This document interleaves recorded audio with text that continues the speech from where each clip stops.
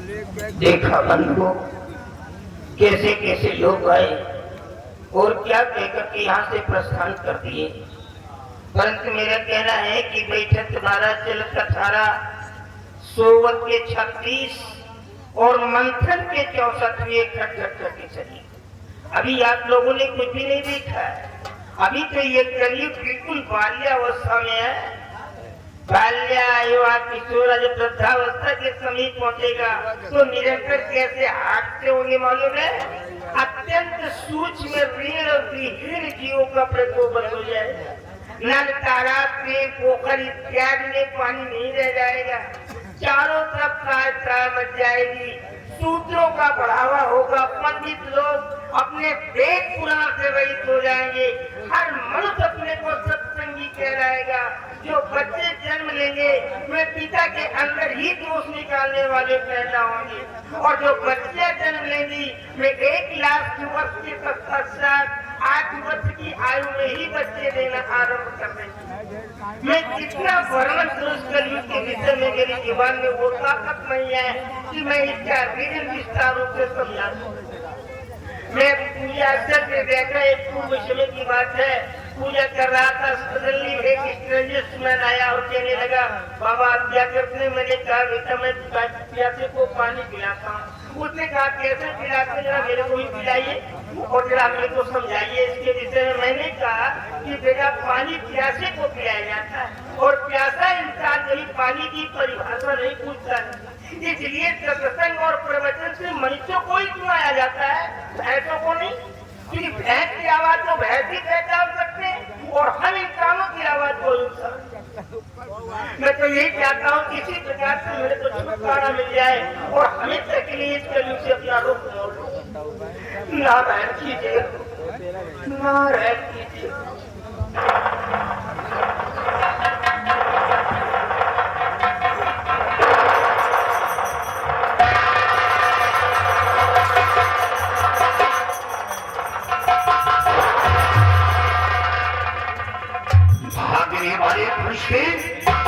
ध्यान अपना छोड़ दे और खूनी शमशीर दे इनसे रिश्ता। प्रभु के अमूल्य रत्न को छिपाने वाले शख्स कौन हो तुम? ठाकुर शांगा। बेटे एक दिन आया था मेरे को प्राण दंड देने के लिए। मैंने कैसी शिक्षा दी थी। मैंने ही कहा था कि बेटा एक दिन तेरे दोनों हाथ श्योरली काटे जाएंगे और जिसके हाथों को फाइट करने के लिए कितना रनिंग करते भी जा रहा कोई चेक। अरे बात करते हो कहा कि मिलता जहाँ से प्यार था दूंगा सारा हाथ कटने पर यही तो किया इकरार था। अरे मन मथुरा तन द्वारिका काया काशी जान अमर ज्योति जो जल रही जरा घट भीतर पहचान। अरे मेरे हाथों को क्यों काटने जा रहा, मेरा दोष क्या है? वाह वाह वाह वाह, कितना भोला बन रहा है। तेरे ये दोनों हाथ वेदना के असर की तरफ पड़े हैं और वेदना के असर की तरफ पड़े हुए हाथ भेज दूंगा।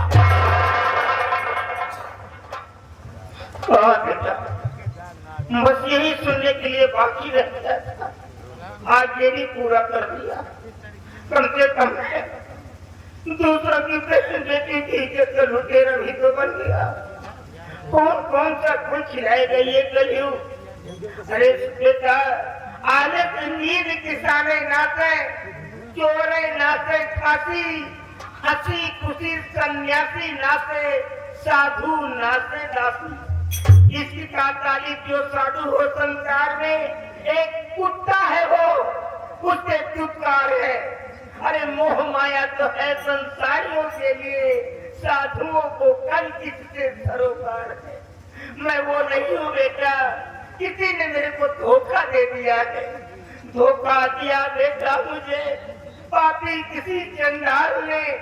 बाद में पछताओगे बेटा जब फंस जाओगे जाल में। वाह वाह वाह, मेरी आंखों में धूल झोंक रहा है, मेरी नजरों के सामने से भागा और मुझे धोखा दे रहा है।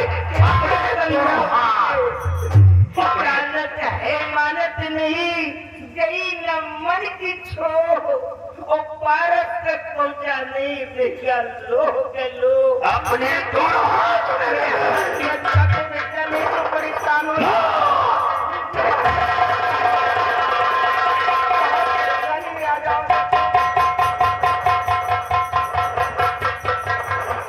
अपने दोनों हाथ में ले ले।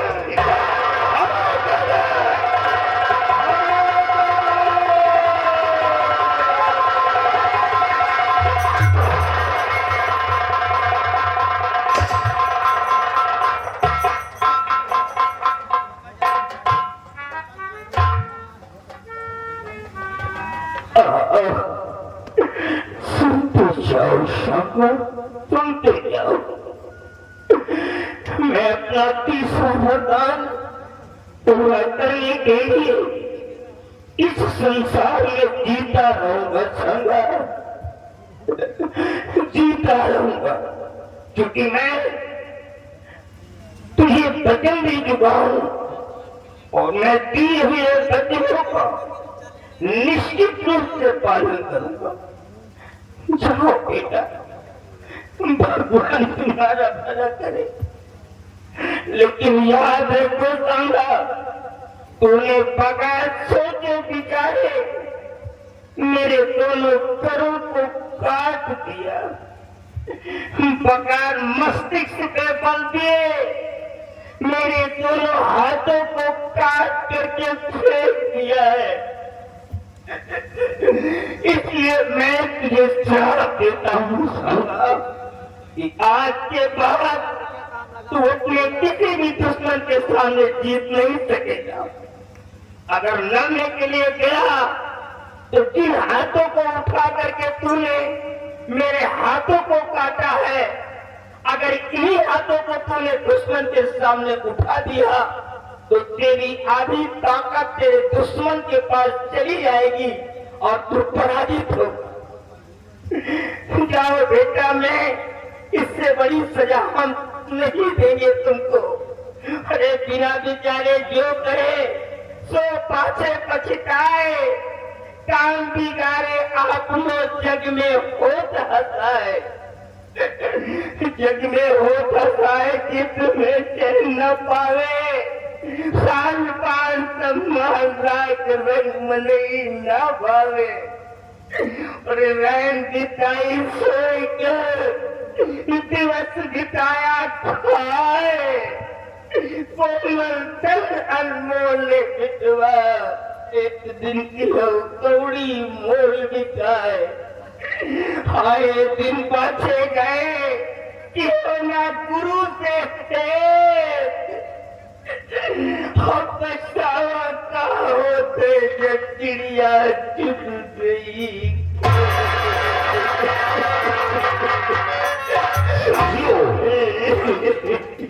ऐसा लगता है कि मैं धोखा खा गया, लेकिन अब जो होना था सो हो गया। क्यों नहीं सरदार जी? चलो मेरे साथ आओ।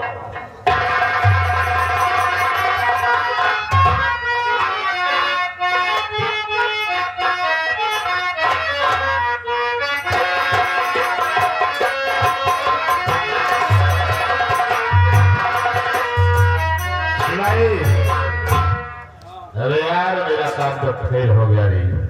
हमारा तो हाँ यार तो काम गुस्सा में फेल हो गया। चले कमीना, हमारा तो पास हो गया यार। कहाँ गया था रे? तुम्हारे आए बाद हम हो तो गए, कहाँ गया? तुम ना जानो सुन गए।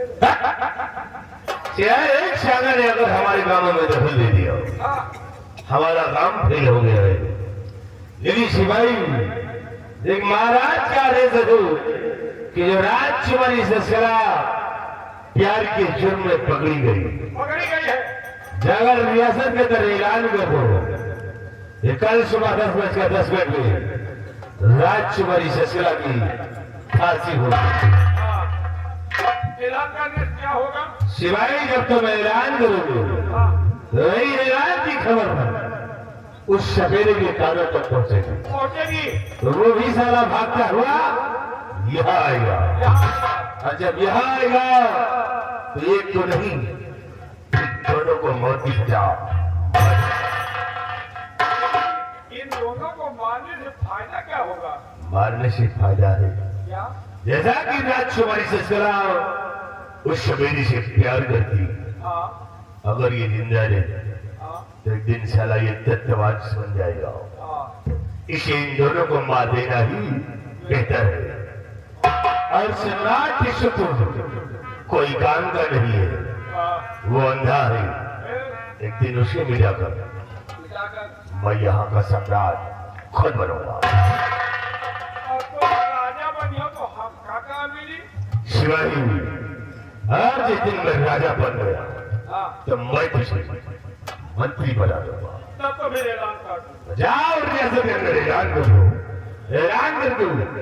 फांसी की तैयारी मैं चल रहा।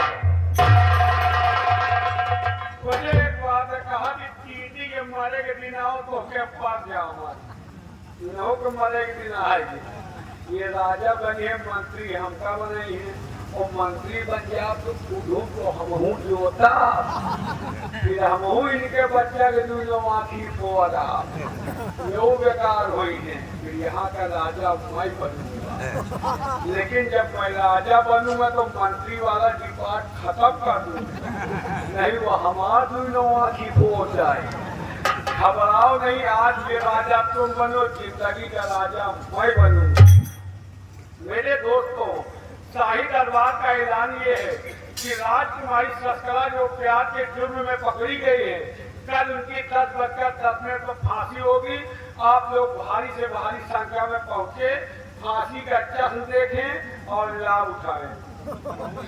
आप लोग कहें कि फांसी देखें कौन लाभ है? लाभ है, राजकुमारी के फांसी देख कर आइए। जिस जुर्म में राजकुमारी की फांसी हो रही है वही जुर्म आप लोग अपने गांव घर में करना शुरू कर दीजिए। जब वही जुर्म आप लोग अपने गांव घर में करोगे तो फांसी आप लोगों की भी हो जाएगी। तो आप फांसी हो जाए तो आज खेती वही जो होता तो आप गंदा पानी पिए के पिए बदालू तरफ बोल रही ये तो नाश आई है, अब हमों का नाश करिए कहना है। अरे नाश करी नाश करी अपना बोला बेटा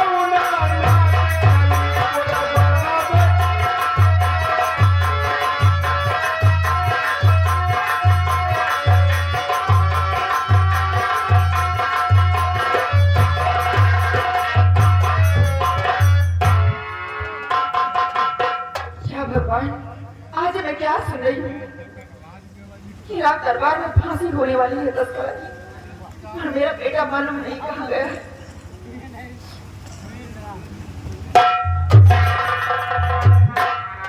बेटा थोड़ा घबरा है।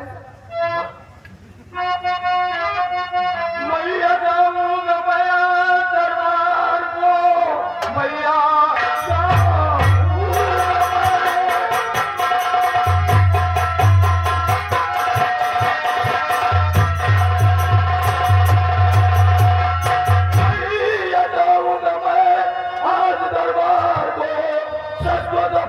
मुझको गवारा नहीं, जिंदा बुनाई गाए अपने लिए जैसे रहना है मुझको गवारा।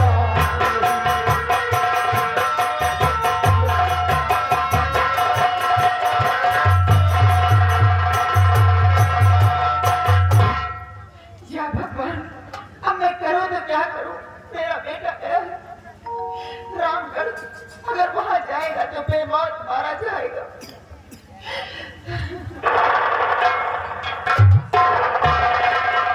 बेटा ये बताओ शबेरा कहाँ है?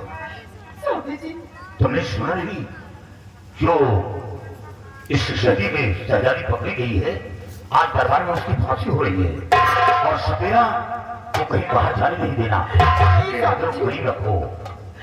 दरबार में फांसी हो रही है, सस्करा को बचाने के लिए मेरा बेटा गया है। क्या? हाँ स्वामी जी। तो इसका मतलब मेरे पहुंचने से पहले उसे यहाँ से भेज दिया। माँ बेटे की चाह को मैं अच्छी तरह समझ लूं। स्वामी जी, वो अपनी जिद से गया यहाँ से।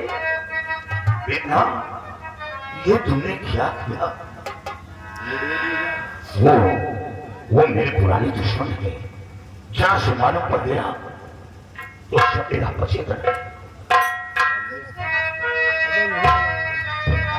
मैं हूं जाता मगर एक धोखा मुझे आज जाकर वहां जीत पाऊं नहीं।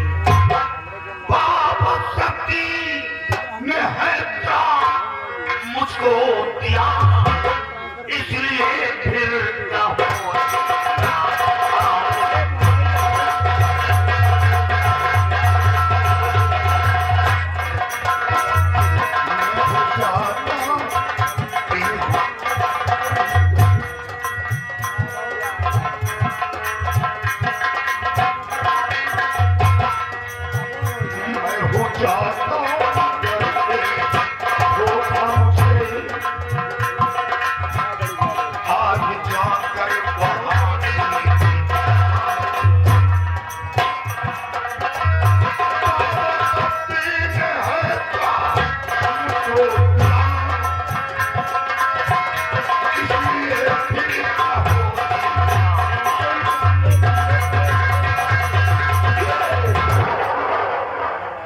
शक्ति के दोनों हाथ काट लिए। बाबा शक्ति ने श्राप दिया है कि आज के बाद अपने दुश्मन के सामने कभी जीत नहीं पाएंगे। वो अपना बेटा अपना औलाद है, बेटे को बचाने के लिए मैं रात दरबार जा रहा हूं, लेकिन शर्त ये होगी या तो तुम्हारा बेटा मिलेगा या फिर तुम्हारा सुहाग।